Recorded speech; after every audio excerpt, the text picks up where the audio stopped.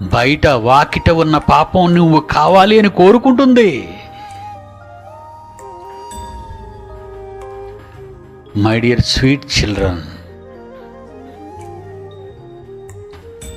నా హృదయపూర్వకమైన ప్రియులైన పిల్లలారా, సాతాను ఇక్కడే గురి తప్పిన బాణం కరెక్ట్గా గురిలోకి ప్రవేశిస్తుంది. అప్పుడు నువ్వు అన్పాపులర్ అయిపోతావు. నువ్వు చెప్పిన వాక్యాలన్నీ చాలేరా, గొప్ప చెప్పాడు, చాలేరా. చూసారా ఎంత హీనంగా దేవుణ్ణి మాట్లాడుతున్నారో.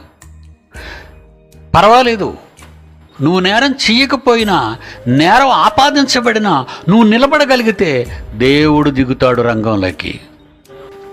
దేవుని పిల్లలారా, నేరం చేయకండి, నేరం చేయకండి, నేరానికి దూరంగా ఉండండి. ఎందుకంటే ఆ నేరం వెనక ఉన్నాడు ఒకడు, వాడే నిన్ను ఇన్స్పైర్ చేస్తున్నాడు. వాడు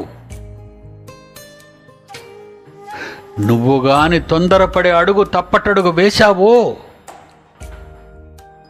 నిన్ను పాపర్ కింద మార్చేస్తుంది. మతి లేనివాడిగా, దిక్కు లేనివాడిగా, నేరస్తుడిగా. నీకంటే ఎక్కువ ఘోరాలు చేసి దొరకని దొంగల వాళ్ళు. అలాగ అన్నవాళ్ళు ఎవరో తెలుసా? నీకంటే ఎక్కువగా నేరాలు చేసి దొరకని దొంగలు నిన్ను అంటారు.